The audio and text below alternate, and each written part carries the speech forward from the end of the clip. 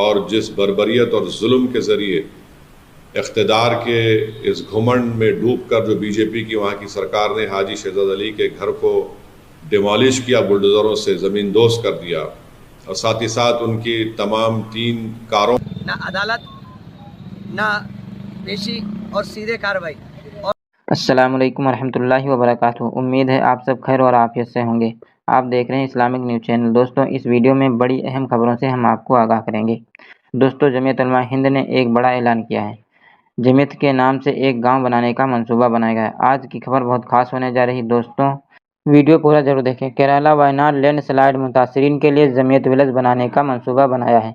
सदर जमीयत उलमा हिंद मौलाना महमूद मदनी साहब की हिदायत पर एक आला सतही वफद का केरला के सैलाब शुदा इलाकों का दौरा, राहत रसानी के कामों का जायजा भी लिया। दोस्तों, आज जमीयत उलमा हिंद मौलाना महमूद मदनी साहब ने इस खबर को एक लेटर पैड के जरिए जारी किया है, जिसमें लिखा गया है कि 24 अगस्त सदर जमीयत उलमा हिंद मौलाना महमूद मदनी साहब की हिदायत पर जमीयत का एक आला सतही वफद केरला के वायनाड इलाके में पहुंचा, जहां हालिया लैंडस्लाइड से शदीद नुकसान हुआ। इस वफद ने जमीयत उलमा केरला की जानिब से मुतासरीन की मदद और बहाली के कामों का जायजा लिया और मुस्तकबिल के लिए ठोस इक़दामात पर तबादला ख्याल किया। वफद में जमीयत उलमा कर्नाटक के नाज़िम आला मौलाना मुफ्ती शमसुद्दीन बिदली कासमी, जमीयत उलमा तमिलनाडु के नाज़िम आला हाजी मोहम्मद हसन और जमीयत उलमा केरला के सदर मौलाना मोहम्मद इब्राहिम समेत कुल 22 अरकान शामिल थे। दोस्तों, आपको बता दें कि वफद ने केरला के सदर मौलाना महमूद इब्राहिम की क़यादत में मुतासरीन इलाकों का दौरा किया और मुतासरीन से मुलाकात की।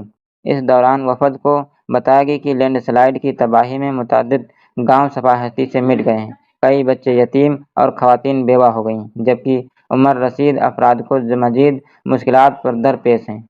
इन हालात में फौरी मदद के साथ तवील मुद्दत बहाली के इक़दाम भी असद ज़रूरी हैं। चुनांचे इस मकसद के लिए जमीयत उलमा केरला ने काटी कोलम के इलाके में 1 एकड़ ज़मीन पर जमीयत विलेज बनाने का मंसूबा बनाया है, जिसमें कम्युनिटी सेंटर भी तामीर की जाएगी। मौलाना मुफ्ती शमसुद्दीन बिदली कासमी ने यकीन दहानी कराई कि जमीयत उलमा कर्नाटक की टीम इस मंसूबे में अहम किरदार अदा करेगी। यह पूरी जानकारी एक लेटर पैड के जरिए दी गई है, जो हमने आपके साथ शेयर कर दिया है। और दोस्तों, मध्य प्रदेश के छतरपुर में एक मुसलमान कांग्रेस के लीडर हैं हाजी शहजाद अली, उनके घर को देखते ही देखते मलियामेट कर दिया गया। मध्य प्रदेश के वजीर आला ने हुक्म दिया और इल्ज़ाम लगाया कि उन्होंने पुलिस पर पत्थरबाजी की। बैरिस्टर असदुद्दीन अवैसी साहब, जो ऐसे हालात में हमेशा मुसलमानों के लिए, दलितों के लिए और हिंदुओं के लिए भी अगर उन पर जुल्म हो रहा होता है तो आवाज़ उठाने पर पहले नंबर पर आते हैं।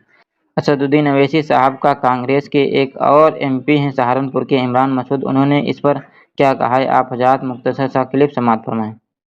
बिस्मिल्लाहिर्रहमानिर्रहीम, अस्सलाम वालेकुम वरहमतुल्लाहि वबरकातुहू। मेरे अज़ीज़ दोस्तों और बुज़ुर्गों, 21 अगस्त के दिन जो वाक़या छतरपुर मध्य प्रदेश में हुआ, मैं इसकी मज़म्मत करता हूँ। दोनों वाक़यात की जो पत्थरबाजी हुई पुलिस स्टेशन के पास और जिस बर्बरियत और जुल्म के ज़रिए इक़्तिदार के इस घुमंड में डूब कर जो बीजेपी की वहाँ की सरकार ने हाजी शहजाद अली के घर को डिमोलिश किया, बुलडोज़रों से ज़मीन दोज़ कर दिया, और साथ ही साथ उनकी तमाम 3 कारों को भी बुरी तरीक़े से उसको डैमेज कर दिया। मैं इसका कंडेम करता हूँ। मैं अभी हाजी शहजाद अली का एक वीडियो देखा हूँ जिसमें उन्होंने कहा कि उस दिन वो और वहाँ की जो ज़िम्मेदार तंजीम अंजुमन सदर, वहाँ के उलमा जाकर रिप्रेजेंटेशन किए।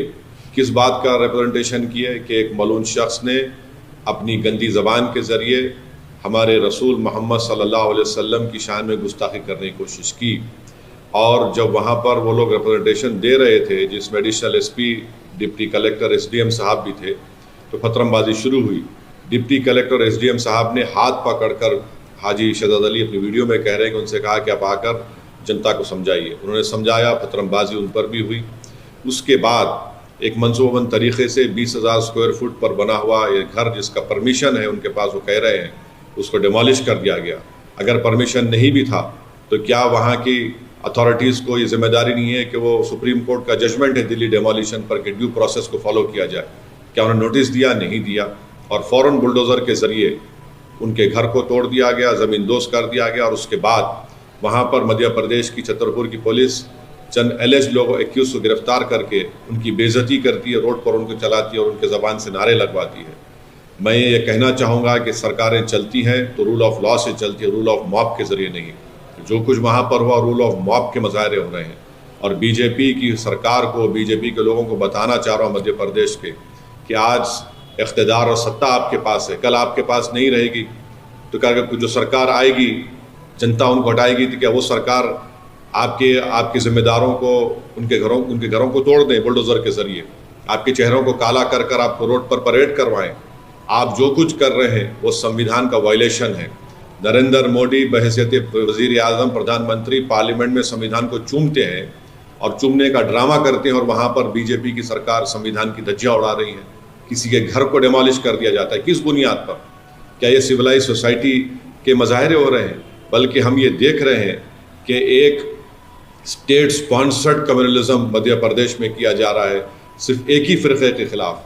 चाहे उनके घर को तोड़ दिया जाता है, कभी एनकाउंटर के नाम पर गोलियां मार दी जाती हैं। ये आखिर कब तक चलेगा? और मुझे यकीन है कि कोर्ट के पास ये मसला ज़रूर जाएगा, वहाँ के ज़िम्मेदारों ने बताया है, और कोर्ट से इंसाफ होगा।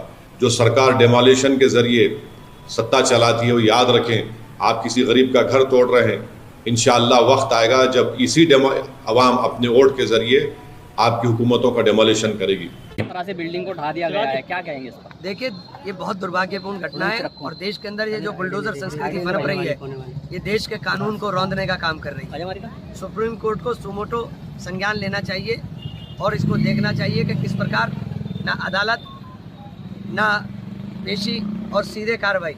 और हद हो गई मध्य प्रदेश के अंदर, बिल्डिंग तो थोड़ी अवैध बना करके एक रात में ही बिल्डिंग अवैध हो गई। बिल्डिंग के साथ जो गाड़ी अंदर खड़ी हुई थी और जो घर थे, घर में सामान रखा था, उसको भी निकालने की मोहलत नहीं दी, और एक तरफा सीधे बुलडोज़र चला करके तबाह और बर्बाद कर दिया।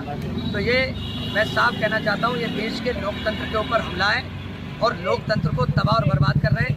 कानून का पालन नहीं हो रहा है, और इस बुलडोज़र संस्कृति का अंत होना चाहिए, और सुप्रीम कोर्ट को संज्ञान लेकर ऐसे अधिकारियों के विरुद्ध सख्त कार्रवाई की जानी चाहिए। जो प्रियंका गांधी जो कांग्रेस की लीडर हैं, उन्होंने इस पर आज आवाज़ उठाई है। बुलडोज़र की कार्रवाई पर उन्होंने इसको गलत ठहराया और इसके खिलाफ उन्होंने आवाज़ उठाई, और कांग्रेस के सदर मल्लिकार्जुन खड़गे ने भी ट्वीट करते हुए इस पर आवाज़ उठाई है। लेकिन जमीयत उलमा हिंद के जो बड़े अरकान हैं, जो जिम्मेदारान हैं, उनको इस तरफ भी सोचना चाहिए कि कितनी आसानी के साथ छोटी-छोटी सी गलतियों पर लोगों के मकान तोड़े जा रहे हैं, उन पर बुलडोज़र चलाया जा रहा है और लोग बहुत परेशान हैं। तो इस ताल्लुक से भी जमीयत उलमा हिंद को कोई ठोस इक़दामात उठाना चाहिए, कोई बहुत बड़ा कदम उठाने की ज़रूरत है। आए दिन इस तरह के वाक़या सामने आते रहते हैं। मुसलमानों में एक दहशत का माहौल है। अल्लाह ताला भारतीय मुसलमानों की जान, माल, इज़्ज़त, आबरू की मुकम्मल हिफाज़त फरमाए। आप सबसे गुजारिश है कि आप इस ताल्लुक से दोस्तों क्या कहेंगे, कमेंट में ज़रूर लिखिएगा, और इस वीडियो को शेयर कर दीजिए। जज़ाकल्लाह। अस्सलामु अलैकुम व रहमतुल्लाहि व बरकातुहू।